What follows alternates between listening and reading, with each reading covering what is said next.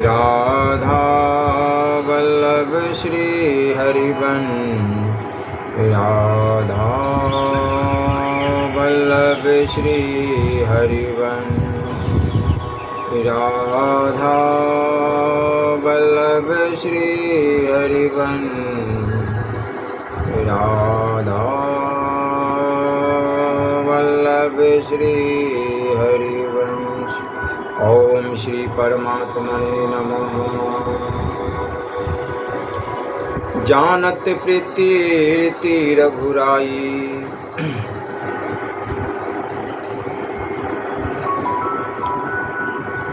राम चरण उपजेहु नौ नेहा।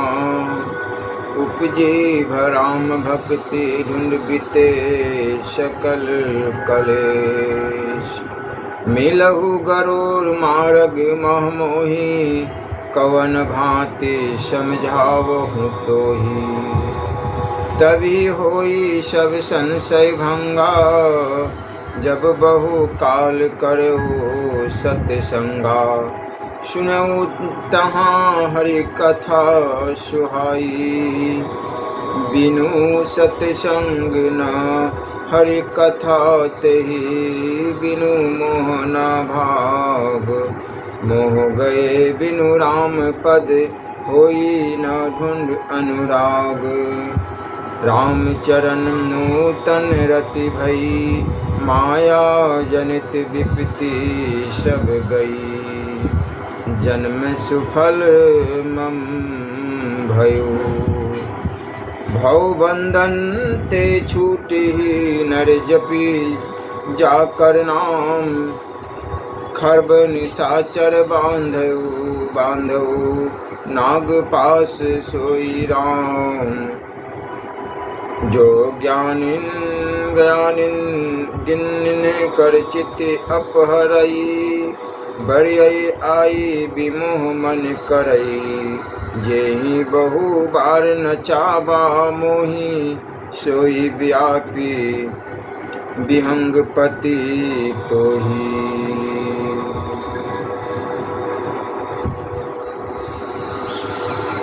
महामोह उपजा उर तोड़े, मिटही ना बेगी कहें खर मोरे। नंदीग्राम में भरत कुटीर के सम्मुख शिविका रुकी। अर्चना का थाल लिए मांडवी ने कुटी में प्रवेश किया। दीपक का प्रकाश फैला हुआ था। भरत प्रभु की पादुकाओं के समीप ध्यान अवस्थित थे। नयनों से अश्रु प्रवाहित हो रहे थे, किंतु 14 वर्षों में सदा उदास क्षीण गंभीर आकृति पर मुस्कान की रेखा देखकर मांडवी गदगद हो गई। कुछ क्षण वह विषय विमुग्ध सी पति के पल पल में परिवर्तित होने वाले मुख के भावों को देखती रही, फिर आगे बढ़ी। पादुकाओं को प्रणाम कर उसने पति के चरणों में मस्तक टेका। भरत चौंके, भावलोक से धरा पर आए। प्रभु आ रहे हैं मांडवी, प्रभु आ रहे हैं। हर्षातिरेक में अश्रु पोंछते हुए भरत बोले। उनका शरीर पुलकित हो रहा था। कोई सूचना? मांडवी ने उत्सुकता से पूछा। नहीं, मुझे ऐसा प्रतीत हुआ प्रभु रणांगन में बैठे हैं। रावण विजय पर हर्षोल्लास छा रहा है। राघवेंद्र सरकार की जय से दिशाएं ध्वनित हो रही है। सहसा विभीषण ने गगन से विमान द्वारा वस्त्राभूषण बरसाए। बानर भालू को दौड़ना, परस्पर झपटना, प्रत्येक वस्तु को ध्यान से देखकर अस्त व्यस्त ढंग से पहनना हास्य का वातावरण उपस्थित कर रहा था। उनकी विनोदमय क्रियाओं को देखकर प्रभु मैथिली लक्ष्मण से हंस रहे हैं। प्रभु बड़े कौतुकी है। मांडवी अनंत लीलामय है। विभीषण ने करबद्ध हो राघवेंद्र से नगर में चलकर विश्राम करने की प्रार्थना की। प्रभु के नेत्र अश्रुपूरित हो गए हैं। वे करुणा विगलित अवरूढ़ कंठ से बोले, मेरे द्वारा एक क्षण का विलंब महान अनर्थ कारक हो जाएगा। लंकेश मेरी प्रतीक्षा में बैठा भरत कहीं प्रभु आगे न बोल सके। फिर कहा, मेरे गमन का शीघ्र प्रबंध करो। कितने भिड़ते वंशल है। राघवेंद्र भरभरा उठे। भरत के नयन सहसा आह्लाद के स्वर में बोले, देखो मांडवी, मेरा दक्षिण नेत्र मेरी दाहिनी भुजा फरक रही है, आएंगे न प्रभु? भरत ने उत्सुकता से मांडवी की ओर देखा। अवश्य आएंगे देव। वाणी में विश्वास का पुट था। मेरे कुकृत्यों से मुझे त्याग तो नहीं देंगे? नहीं, प्रभु उदार है, अपने जन के दोषों पर दृष्टिपात भी नहीं करते। फिर आप तो सत्य कहती हो। मानवी, इस जन पर शैशव से प्रभु की अपार कृपा रही है। साधारण किरा में भी स्वतः हार कर मुझे विजय श्री दिलाने में उनका हाथ रहता था। मुझे गौरव करने में प्रभु सदा प्रत्यनशील रहते थे, किंतु इस अभागे के कारण अकारण करुणा में राम को कितने कष्ट उठाने पड़ रहे हैं। मैं कृतधन हूँ, मैं नारकी हूँ। मानवी रो पड़े। भरत और निकल पड़े। अरसु मांडवी के आरक्त नेत्रों से आप अधीर होंगे तो परिजनों की क्या दशा होगी। मांडवी जी जो उनकी पत्नी थी वो समझा रहे हैं, मुझे केवल एक दुख है मांडवी, तुझे पिताश्री मुझे प्रभु के चरणों में अर्पित नहीं कर गए। अब तो प्रभु आ रहे हैं, वे अवश्य आपको अपनाएंगे। मांडवी ने आंचल से भरत के नेत्र पोंछे। बाल रवि के किरणें कुटी में झांका। मांडवी बोल उठी, देखिए देव, प्रभु के आगमन में प्रकृति का भव्य रूप हरितिमा से ढके फलों से लदे वृक्षों की शोभा, अभिनव तरुदलों में क्रीड़ा करते हुए पक्षियों का प्रमुदित कलवर, और सुनिए कलक कालंदिनी सरयू का प्रसन्नता में निमज्जित स्वर और नादय कितना मनमोहक है, कितना सौम्य, जैसे सूर्य कुलभूषण प्रभु सुबह आगमन पर सूर्यदेव प्रसन्न हो रहे हो। प्रकृति का अणु 14 वर्षों के अवसाद से उब कर झूमता हुआ प्रभु के आगमन की सूचना दे रहा। ऐसा भान होता है कि कोई शीघ्र ही शुभ संदेश देने वाला। तुमने मेरे डगमगाते विश्वास को स्थिर कर दिया। मांडवी सराहना के स्वर में भरत बोले। पति की अर्चना करके मांडवी उठी। अब चलो माताओं को धैर्य दो। बड़ी माँ तो नित्य ही शकुन मनाती है। काग को प्रभु के आगमन का संदेश देने पर दूध भात का दोना देने और सोने से चोंच मढ़ाने का आश्वासन देती है। मैं कहूँगी माँ, प्रभु आ रहे हैं, अब काग की चोंच मढ़ाइए और खिलाइए उसे खीर। मांडवी हंस पड़ी और भरत मुस्कुरा गए। बड़ी माँ परम वात्सल्य में है, उनकी दशा मुझसे नहीं देखी जाती। प्रभु के वियोग में अस्थि मात्र रह गई है। मुझे उर्मिला की चिंता, वह गीले काष्ठ की भांति अंतर में सुलगती रहती है। कुमार उससे पहचान भी न पाएंगे। हाँ, जाओ उसे सांत्वना दो। पति के चरणों में प्रणाम करके मांडवी चली गई। भरत पुनः प्रभु के ध्यान में बैठ गए। क्षण भर का विलंब उन्हें युग सा प्रतीत हो रहा था। तनिक सा स्वर सुनकर वे कुटी के द्वार पर खड़े हो जाते, विस्फारित दुर्गों से देखते रह जाते और निराश होकर आसन पर बैठ जाते। हृदय में दुर्भावनाएं जाग पड़ती, विश्वास का सब संबल छूट जाता। प्रभु क्यों नहीं आए, प्रश्न मन में उठता, किंतु समाधान न पाकर अपने दोष का विश्लेषण करने लगते। मैं पामर हूँ, कुटिल हूँ, कपटी हूँ, समस्त अनर्थों की जड़ हूँ। तभी तो प्रभु ने चित्रकूट में मेरे अनुनय करने पर भी मुझे अपने साथ नहीं लिया। लक्ष्मण धन्य है, प्रभु के सदा सांध्य में रहकर अपने जीवन को कृत्य कर रहा है। एक मैं हूँ जो प्रभु के प्रत्येक मंगलमय विधान में रोड़ा बनकर रहा। ऐसा नराधम को प्रभु कैसे अपनाए? तभी तो वे नहीं आए। रो उठे भरत अपनी व्यवस्था पर। उनका हृदय अपनी मलिनता पर हाहाकार कर रहा था। एक संकल्प उनके उर में उठा, यदि प्रभु न आए तो भरत भी इस जीवन लीला को समाप्त कर देगा। इसको बोला गया है कि भाई का प्रेम। आज तो बड़े भाई का छोटे भाई को समझते ही नहीं, अनादर करते हैं और अपने आप को ही बड़ा मानते कि मैं ही बड़ा हूँ। बड़े भाई का तो आदर की जगह अनादर किया जाता है।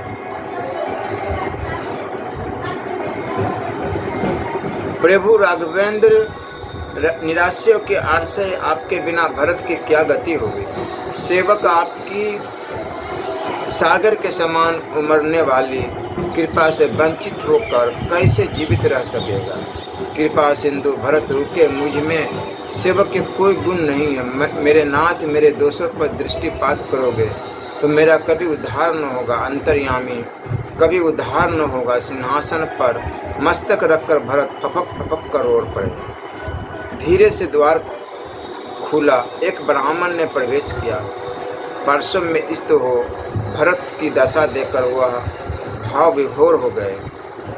यही राम प्रेम की अनुरागमय मूर्ति भरत है, जिसका संसार स्मरण करता है।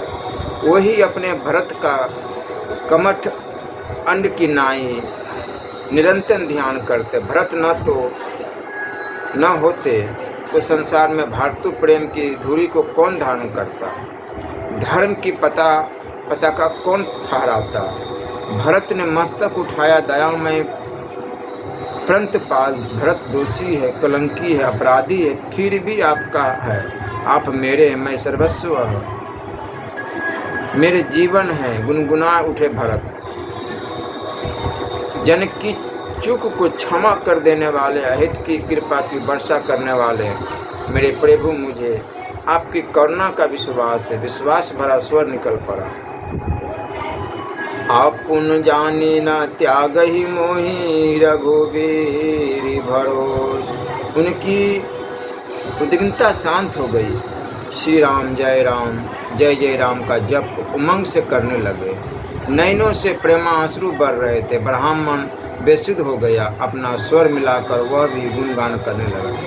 कर्तव्य का ध्यान आते हुए आगे बढ़कर बोला, कुमार, प्रभु राघवेंद्र आ रहे हैं। भरत वैसे तलीनता से जप करते रहे। कौशलेश प्रभु आ रहे हैं। देव जप चलता रहा। ऊंचे स्वर में ब्राह्मण ने कहा, रघुनंदन राम मैथिली और अनुज सहित आ रहे हैं। भरत चौंके। प्रभु मैथिली अनुज सहित आ रहे हैं? मैं स्वप्न तो नहीं देख रहा हूँ। ब्राह्मण देता, तुम कौन हो? भरत ब्राह्मण के समक्ष खड़े हो गए। कोई भी हो, मुझे ऐसा लगता है तुम मेरे राघवेंद्र के अन्य सेवक हो। तुमने मुझे उबार लिया। विप्रवर भरत ब्राह्मण के चरणों में झुके, किंतु उसने बीच में ही उठा लिया उन्हें। भरत ने ब्राह्मण को आलिंगन बंद कर लिया। नेत्रों से झरना बह रहा था। गदगद वाणी से भरत बोले, सत्य कहो भैया, मेरी डूबती नैया के कर्णधार बनकर आने वाले तुम कौन हो? मेरे मृत प्राणों को संदेश सुधा से जीवन करने वाले तुम कौन हो?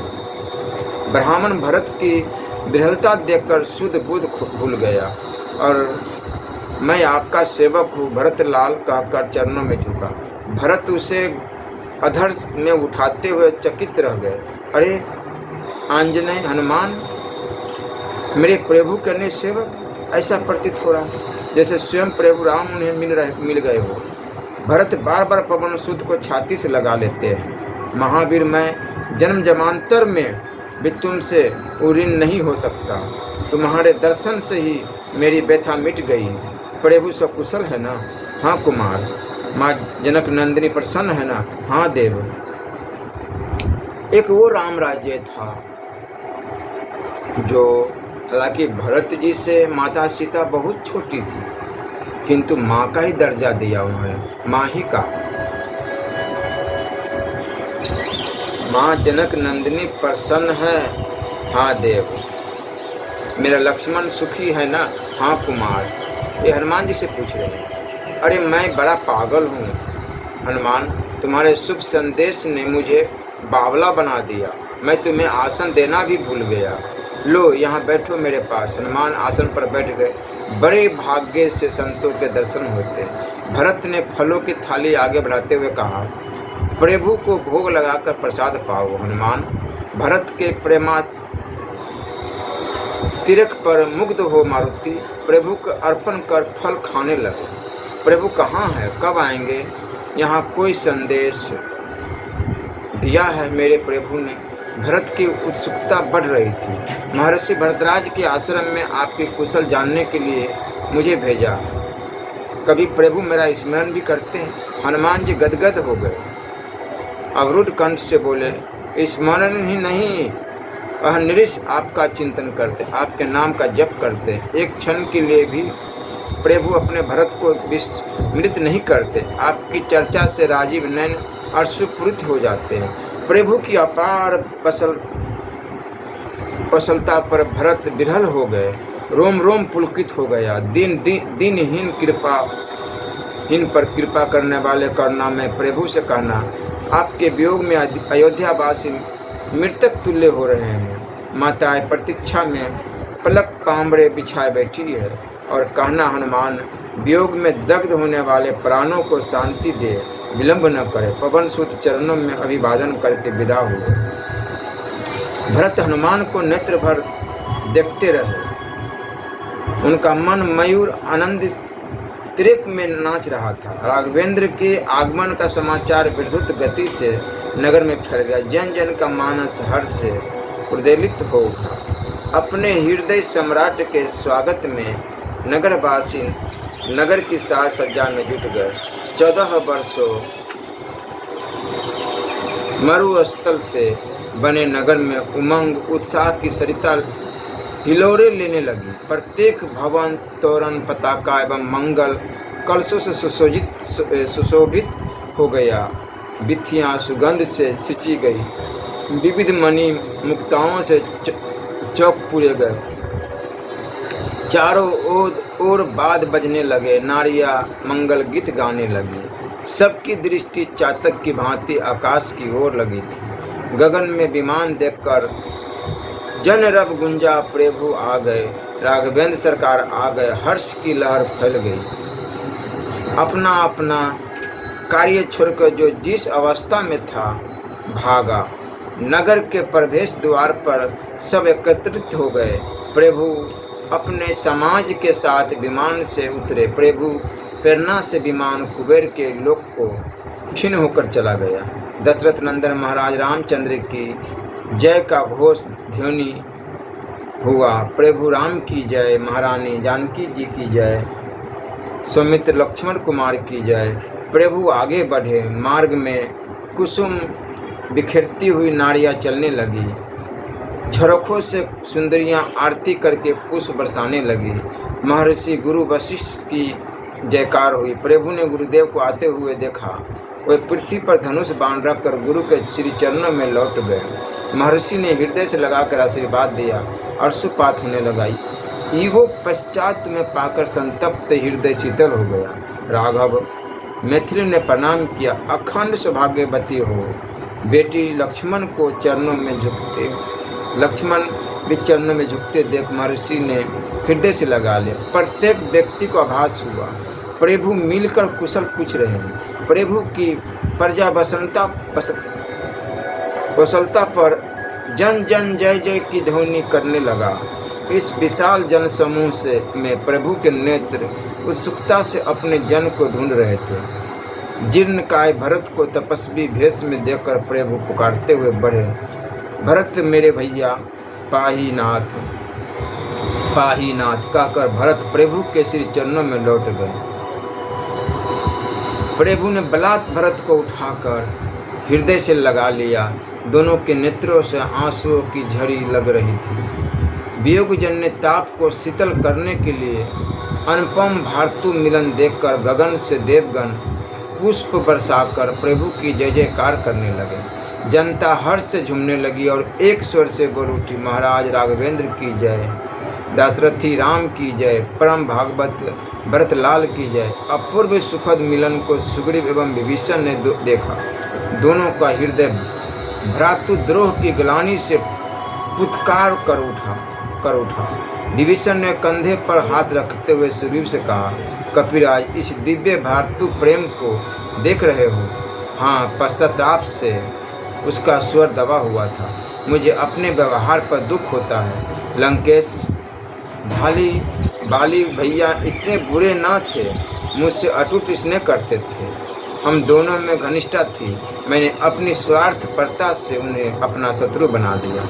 मेरा ढूंढ अनुराग होता तो वे एक दिन अवश्य अपना लेते। सुग्रीव के नेत्र डबडबा गए। भर्राए स्वर में बोले, मेरे ऊपर प्रतिशोध का प्रेत चढ़ा था। प्रतिहिंसा नारियों में दौड़ रही थी।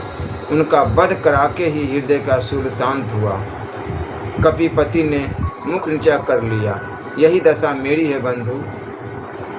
भारी कंठ से विभीषण ने कहा, हृदय गलानी से फटा जा रहा। बड़े भैया मुझे बहुत चाहते थे। मुझे मंत्री का पद दे दिया था। उन्होंने प्रत्येक विषय में मेरा परामर्श लेते थे, मेरी बात मानते थे। मैं संयम से काम लेता था। संभव था वे अनीति से बच जाते। उनसे सहयोग कर मैं विद्रोही हो गया।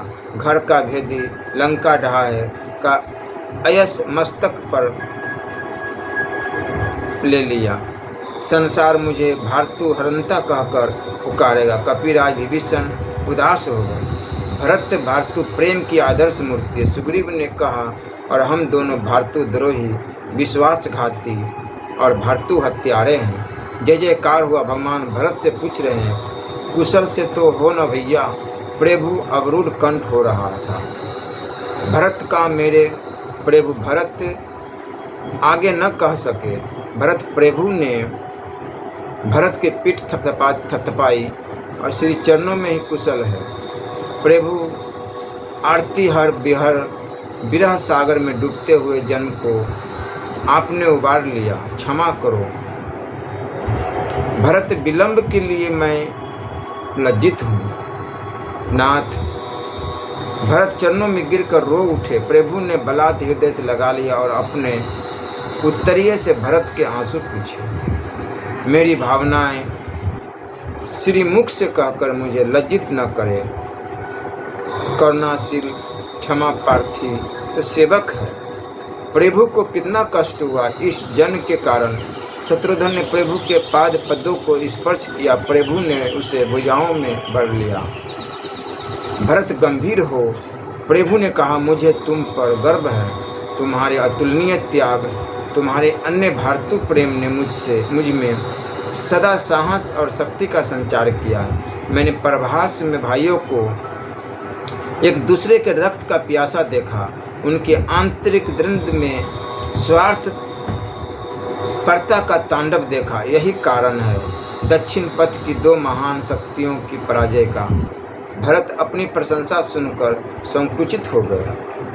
जन को गौरव देना ही प्रभु का स्वभाव है। लक्ष्मण ने समीप आकर कहा, प्रभु माताएं आ रही हैं। श्री राम ने कौशल्या तथा सुमित्रा अम्बा को देखा। प्रभु ऐसे भागे जैसे बछड़ा उमहता हुआ अपनी बिछुड़ी माँ से मिलता है। राम माताओं के चरणों में लिपट गए। आयुष्मान हो मेरे लाल, यशस्वी हो। आशीष देते हुए कौशल्या अम्बा ने राम को हृदय से लगा लिया। जल चूने लगा। माँ की पुतलियों से राघव गदगद स्वर में अम्बा बोली। दीर्घ अवधि से प्रज्वलित हो रही हृदय अग्नि निर्वापित हो गई। चिरतृषित नेत्रों की पिपासा शांत हो गई। राजीव लोचन माँ बलैया लेने लगी। आज महाराज होते तो कितने प्रसन्न होते। तुम्हारे राज्यारोहण की अधूरी साध लेकर महाराज चले गए। माँ का कंठ भर आया। व्यथित न हो अम्बे, राम अब अपनी जननी को छोड़कर कहीं नहीं जाएगा। कौशल्या अम्बा ने मैथिली और लक्ष्मण को हृदय से लगा लिया, नेत्र मूंद लिए उस कृपण की भांति जो अपनी निधि को छीनने के भय से छाती से लगाए रहता। अम्बा फूली नहीं समा रही थी। माँ, लक्ष्मण के शक्ति लगने पर तुमने हनुमान के द्वारा संदेश भेजा था कि राघव से कहना अयोध्या एकाकी न आए, बिना लक्ष्मण के राम अच्छा न लगेगा। तो लो, लक्ष्मण की भुजा पकड़ते हुए प्रभु बोले, संभालो अपनी थाती। मैथिली सहित लक्ष्मण को सौंपकर मेरा उदर दायित्व पूर्ण हो गया। अम्बा कौशल्या अम्बा के मुख पर मुस्कान खिल गई। लक्ष्मण ने सुमित्रा अम्बा के चरण छुए। माँ ने उसे हृदय से लगा लिया। बस तूने जननी का पद देकर मुझे गौरवान्वित कर दिया। आशीर्वाद देती हुई विदेही को महारानी सुमित्रा ने भुजाओं में आविष्ट कर लिया। प्रभु के संकेत से मानव वेशधारी ऋच बानरों ने माताओं तथा गुरुदेव वशिष्ठ के चरणों में प्रणाम किया।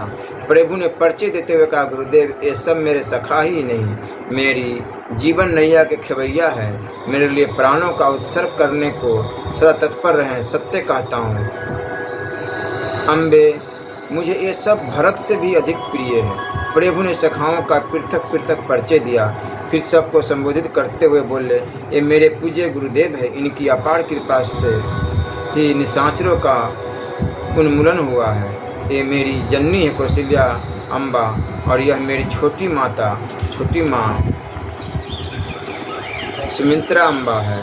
हम सबको भीषण कष्टों से उबारने में इनके आशीर्वाद का बहुत बड़ा हाथ है।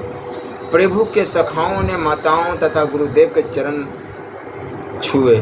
माताओं ने पुत्रवत जाकर वात्सल्य भरे स्वर से आशीर्वाद दिया। भरत, प्रभु ने पुकारा, सखाओं के विश्राम की व्यवस्था करो। फिर सबको विदा देकर जननी सहित महल में चले गए।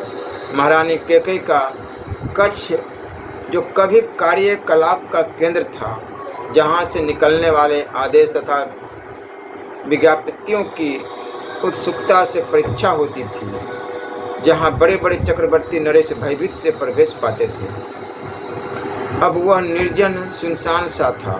सूर्य की किरणें त्रसित सी प्रांगण में झांक कर चली जाती। रात्रि में शशि की शीतल रश्मियाँ दहकता से तिरोहित हो जाती।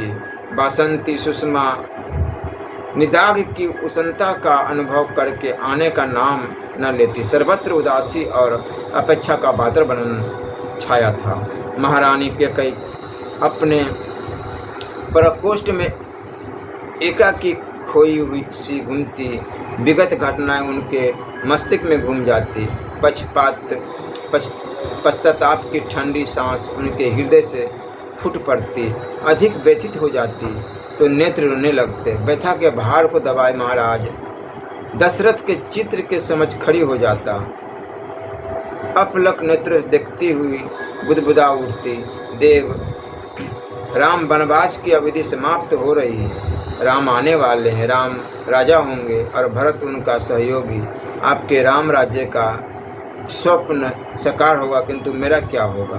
कंठ रुध गया। नाथ, कैसा असीम प्रेम था आपका। मेरी प्रशंसा करते अघाते न थे। प्रशासकीय विषयों में मेरी मंत्रणा लेते थे। समर में मैं ही आपकी योगिनी बनकर आ जाती थी।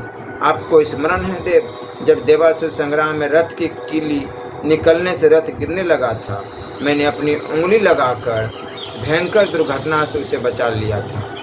आपने मेरे साहस, मेरी झुक की बुरी बुरी प्रशंसा की थी। 2 वर देने का वचन दिया, किंतु वे वरदान मेरे लिए अभिशाप हो गए। अंतिम समय में आपका प्रेम अमिट घृणा में परिवर्तित हो गया। मैं रुकी। घटना भयंकरता से घूम रही थी। कैसा पिशाच आरूढ़ हो गया था मुझ पर। आपके करुण याचनाओं में षड्यंत्र की दुर्गंध आई। मुझे आपकी निश्चल सरलता में कुटिलता लगी और आपका प्रेम केवल ढोंग प्रतीत हुआ।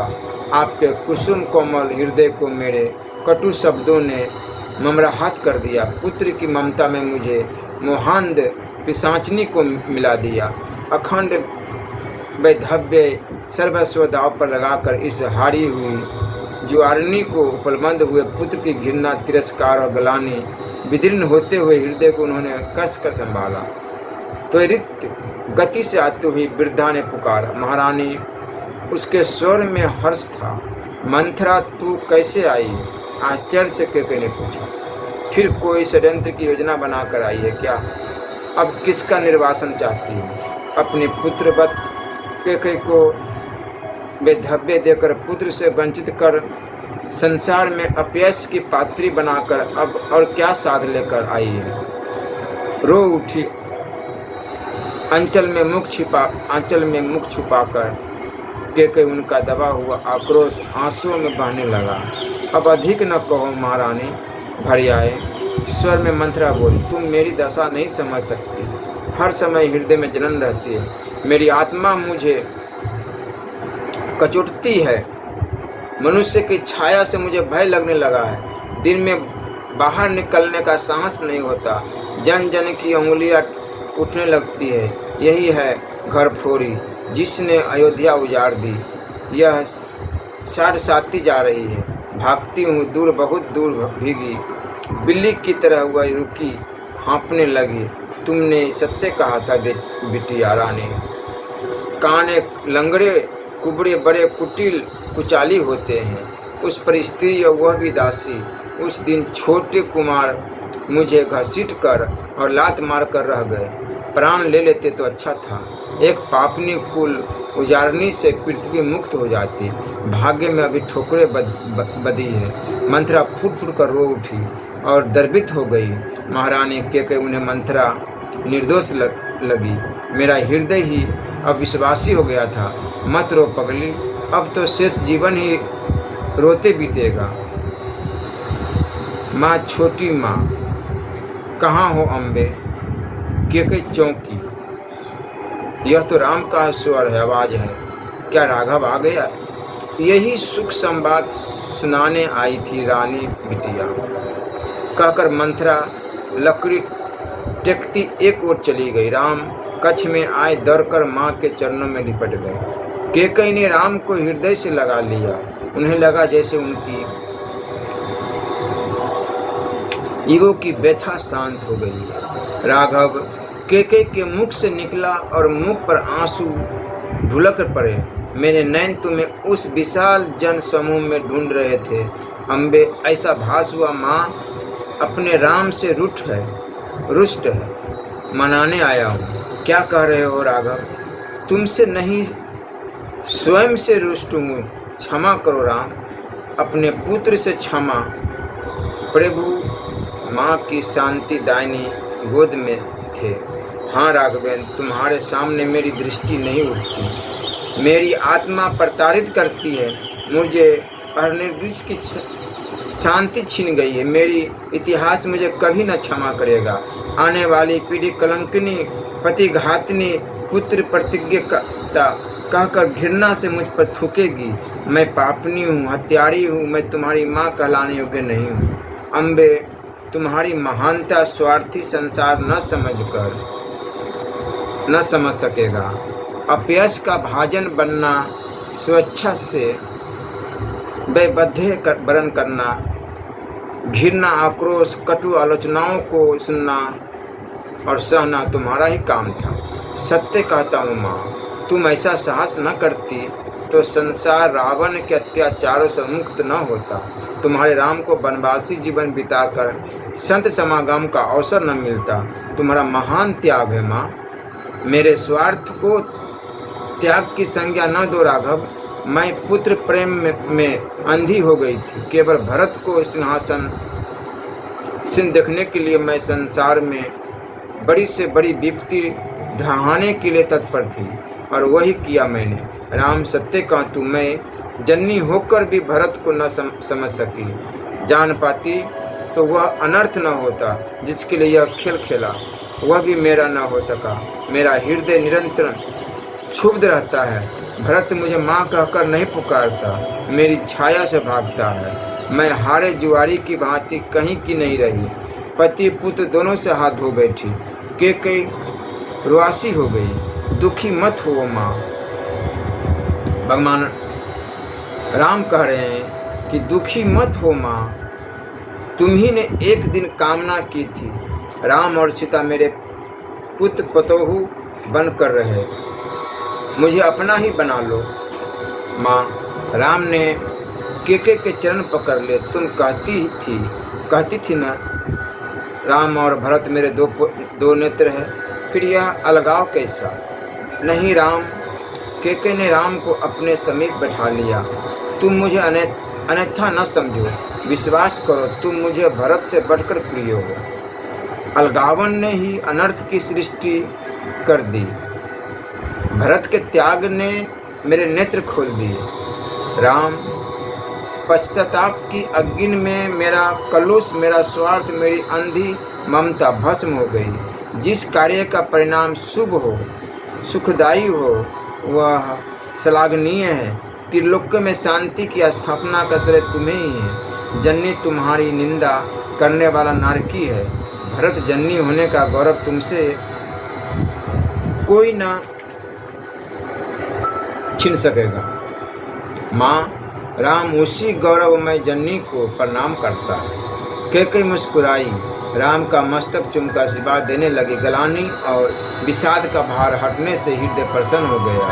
मंथरा को भी क्षमादान दे दो राम, कहकर केकई ने मंथरा को पुकारा। मंथरा लज्जा से दुखी सी श्री राम के चरणों में लिपट गई। मुझे क्षमा करो सरकार, मैं पापनी हूँ। भगवान राम कर नानी माँ वृद्धा को उठाते हुए प्रभु बोले, पश्चाताप की अग्नि ने तुम्हें कुंदन बना दिया है, अब तुम पवित्र हो। उसी समय प्रहरी ने सूचना दी। गुरुदेव ने स्मरण किया। प्रभु खड़े हो गए। मुस्कुराते हुए प्रभु बोले, इच्छा होती है माँ तुम्हारे चरणों में ऐसे ही बैठा रहूं। केकई हंस पड़ी। सिंहासन पर यथाशीघ्र बैठकर इन नेत्रों को सफल करो। राघव, आशीर्वाद दो माँ, राम अपने महान उत्तरदायित्व को जनता का सेवक बनकर निभा सके। जननी का आशीर्वाद सदा तुम्हारे साथ है। राघवेंद्र प्रभु माँ के चरणों में अभिवादन करके विदा हुए। महाराज राजेंद्र राघवेंद्र राम का राज्याभिषेक सूर्य कुल की मर्यादा एवं परंपरा के अनुसार आनंद पूर्वक समारोह के साथ संपन्न हुआ। श्री किशोरी जी सहित श्री राम को सिंहासन पर सुशोभित देखकर जन जन का मानस हर्षोद्दलित हो गया। माताएं अपनी चिर पोषित कामना लता को पुष्पित पल्लवित देखकर फूली नहीं समा रही थी। पुनः पुनः उनकी आरती उतारती थी। चक्रवर्ती महाराज दशरथ का अभाव उनके अपार हर्ष में टीस उठा देता और दो बूंद आंसू कपोलों पर लुढ़क जाते। दान के बाहुल्य ने याचकों को याचक बना दिया। सुरगण विमानों से पुण्य बरसाकर हर्ष बिखेर रहे थे। राघवेंद्र सरकार की जय। कौशलेश दशरथी राम की जय। महारानी जनक नंदिनी किशोरी जी की जय के नारों से दिशाएं प्रतिध्वनित हो रही थी। महारानी जानकी की प्रिय सखी पल्लवी को आते देखकर गौतमी ने टोका, इतने दिन से कहाँ थी पल्लवी? महाराज तथा महारानी के साथ मिथिला गई थी। प्रभु वहाँ निमंत्रित थे। किस लिए? 14 वर्ष के पश्चात प्रभु अपनी ससुराल न जाते? अच्छा कारण बताओ। सुन महारानी सुनैना ने सुना, राघवेंद्र को किसी के हाथ का भोजन रुचिकर नहीं लगता। सभी माताएं खिलाकर हार गई।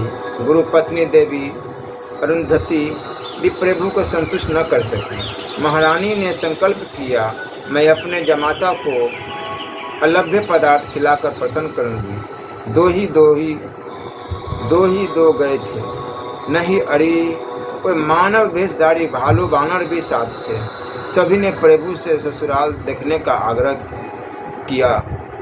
जानती हो प्रभु कितने संकोची है, अपने जन की प्रार्थना की कभी अपेक्षा कर सकते हैं?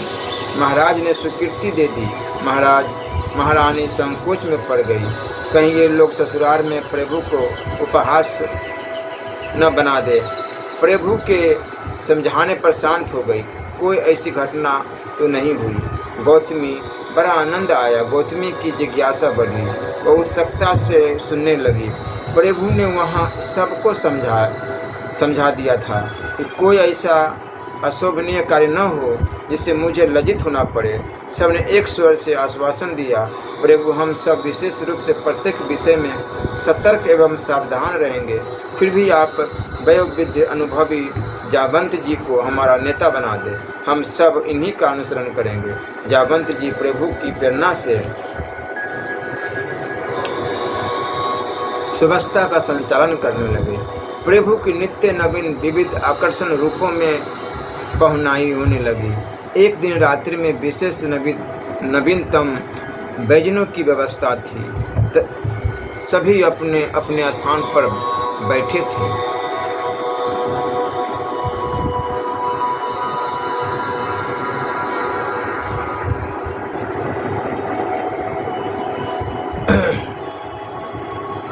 विविध प्रकार के अलौकिक स्वाद वाले व्यंजन परोसे गए।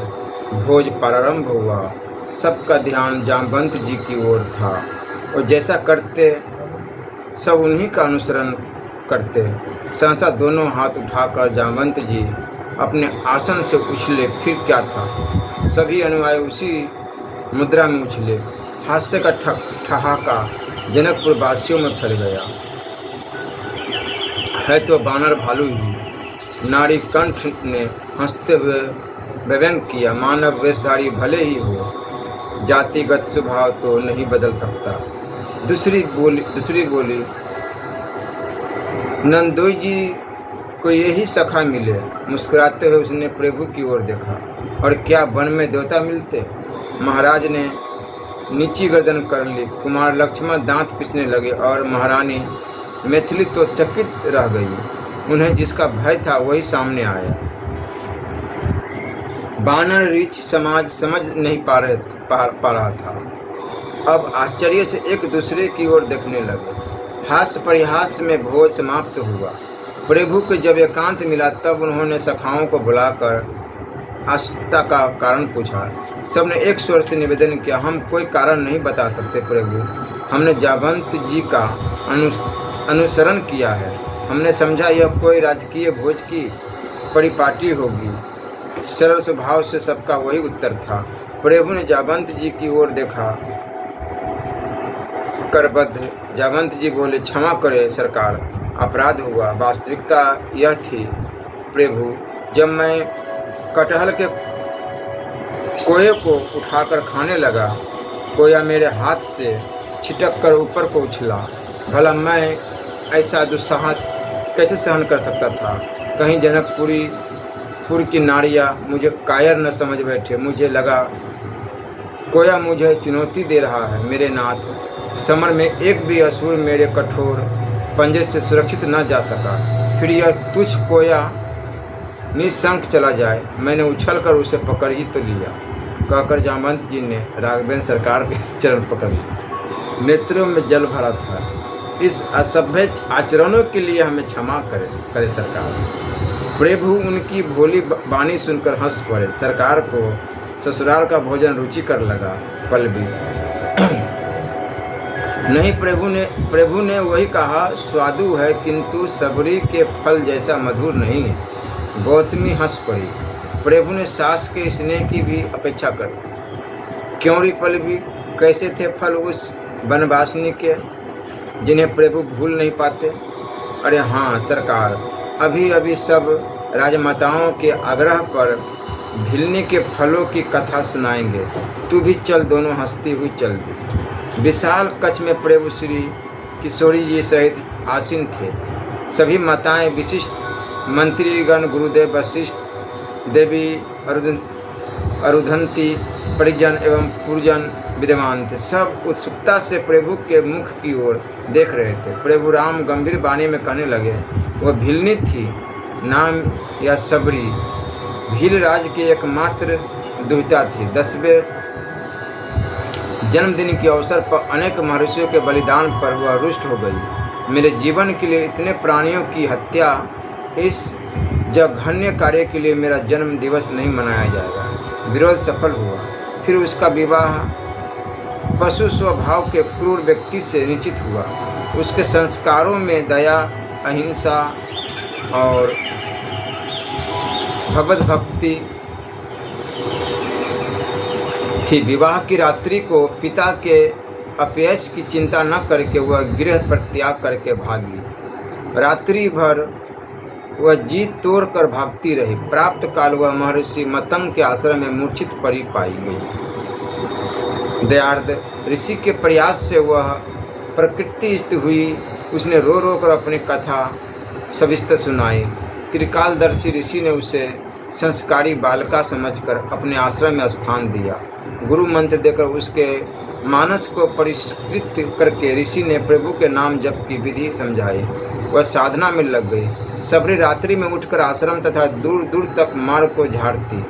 प्रत्येक ऋषि के कुटी में हवन के लिए समिधा बटोर कर रखाती।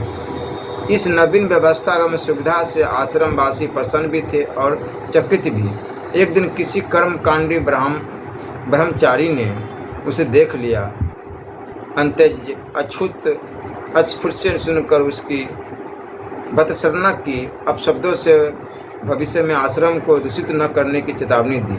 उसने आश्रम के सभी ऋषियों को भड़काया। महर्षि मतंग उस अछूत नारी को आश्रम से निकालने की प्रार्थना की।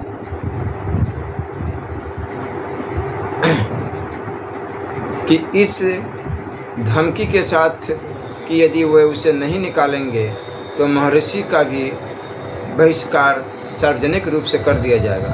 दयालु ऋषि ने सामाजिक बहिष्कार स्वीकार किया, किंतु शरणागत सबरी को आश्रम से नहीं जाने दिया। महर्षि का देहवसान निकट था। उन्होंने सबरी को बुलाकर कहा, बेटी, धैर्य से कष्ट सहन करती हुई साधना में लगी रहना। प्रभु राम एक दिन तेरी कुटिया में अवश्य आएंगे। प्रभु आएंगे, मुझ दिनहीन की कुटिया में प्रभु आएंगे। हाँ बेटी, प्रभु की दृष्टि में कोई दिनहीन नहीं, कोई अस्फुट नहीं, कोई तो भाव के भूखे हैं, अंतर की प्रीति पर रिश्ते हैं। सबरी में आत्मबल जगा। उसका मन अप्रत्याशित आनंद से भर गया। महर्षि की जीवन लीला समाप्त हुई। प्रभु आएंगे, गुरुदेव की वाणी उसके कानों में गूंजती रही और इसी विश्वास पर वह कर्मकांडी ऋषियों के अनाचार शांति से सहती हुई अपनी साधना में लगी रही। एक दिन जलाशय में जल भरते देखकर उस अभिमानी बटुक ने सबरी के मस्तक पर जल से भरा घड़ा दे मारा। सबरी का सिर फट गया। जलाशय रक्त रंजित हो गया। जल दूषित हो गया। जल में कीड़े पड़ गए। जल न मिलने से सबरी सबकी कुपभाजन हो गई।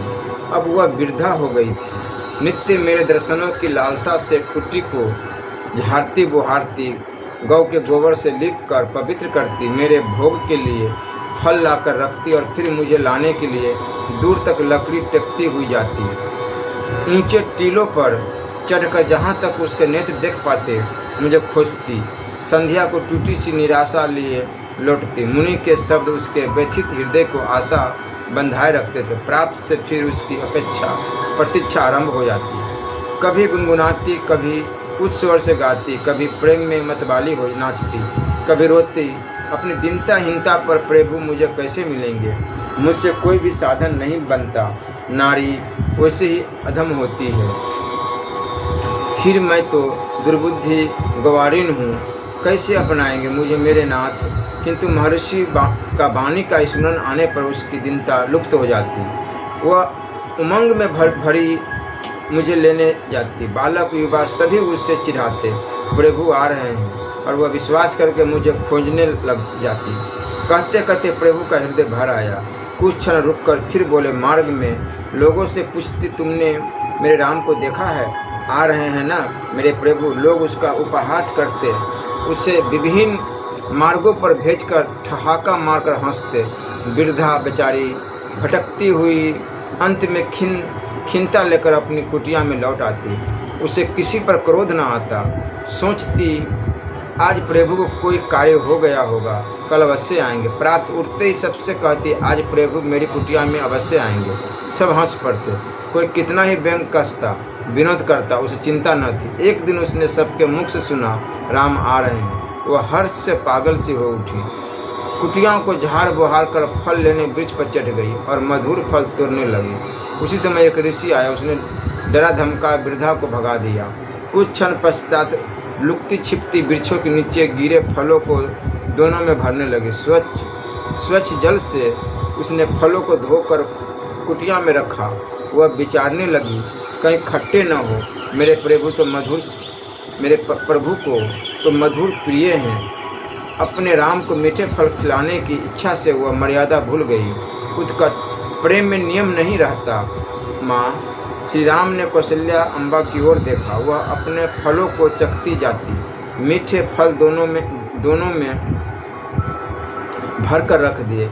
अरे तेरे राम भ्राता सहित आ रहे हैं। एक वृद्ध ने सूचना दी।